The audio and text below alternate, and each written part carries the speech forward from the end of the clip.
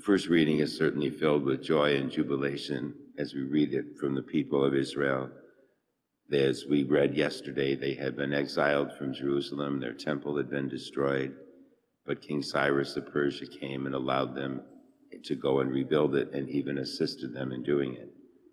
And so they were extremely happy, but we need to realize that this took place 15 years after what we read yesterday. It took them 15 years to rebuild the temple. And so the reading is one today where there's rejoicing that it's finally been completed and they can worship again, once again in Jerusalem. Jesus is the temple in the New Testament. The temple was the place of social and political and religious activities.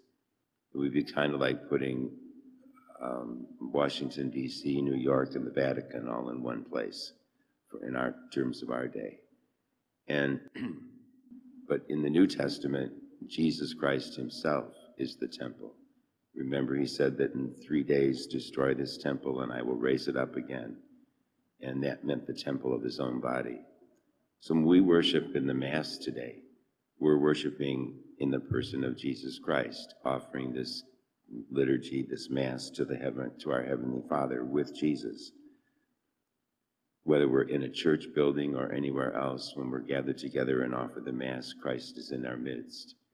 The Mass we offer in this quiet church this morning is no different than the Mass being offered at St. Peter's Basilica with thousands of people. It's a wonderful experience for us to be able to be intimately close with Christ through this Mass. And so today we thank God for drawing us here in this church, which is a symbol of Christ, and yet more importantly, to be personally and intimately close to him because he is the temple. Let us stand and offer our prayers and petitions.